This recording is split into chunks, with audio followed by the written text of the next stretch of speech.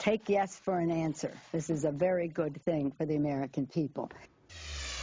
Well, joining us now is Congressman Allen West of Florida, a member of the Republican Study Committee. Thank you for joining us, Congressman. Thank you for having me, Patty Ann. You heard Nancy Pelosi saying, look, if it's good for the country, basically who cares how we got there? What's your response to that?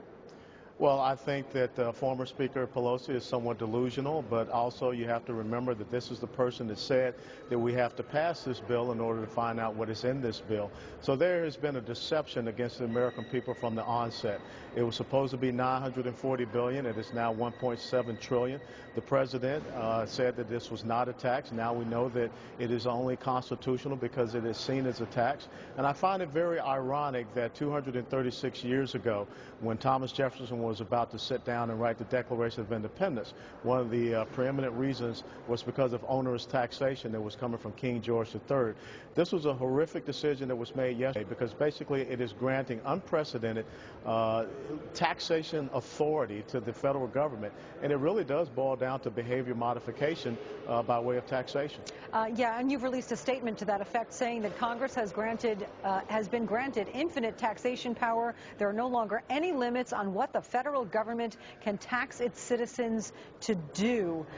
So there are people saying that that's an exaggeration, that it really doesn't set that kind of precedent. I don't think that is an exaggeration, and legal precedent has been established so that the federal government can say, based upon their own ideological agenda of health care, that the American individual citizen must purchase a private sector commodity, and if they don't, they will be taxed. So if I were to go out and say that every person in the United States of America needs to go out and buy a 9mm Glock or else they will be taxed, I wonder how the people such as Nancy Pelosi on the other side of the aisle would react to that. But that really is the precedent has been established. Yeah, and that is the question that a lot of people are asking now. Exactly how far could this go? Your statement continuing, this is a sad day for America. Individual sovereignty has been defeated. What recourse does the public have for those who are against this ruling? Well, I think the greatest recourse that the public has is that this is a republic, and it is still based upon individuals' rights and freedoms and the democratic process.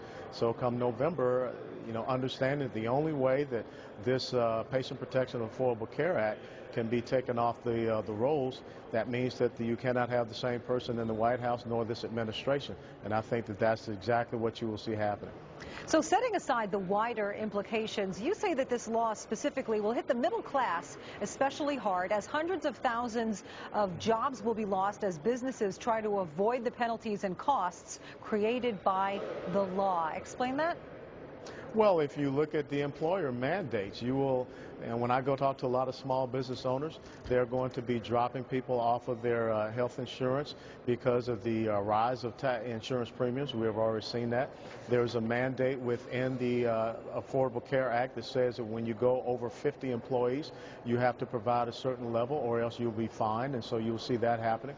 And the private sector will not be able to compensate for these rises in insurance premiums, especially when you have these small profit margins. And so you will see more Americans being put on the unemployment rolls. You will see more Americans being forced toward government-backed insurance, which means that that'll be higher taxation.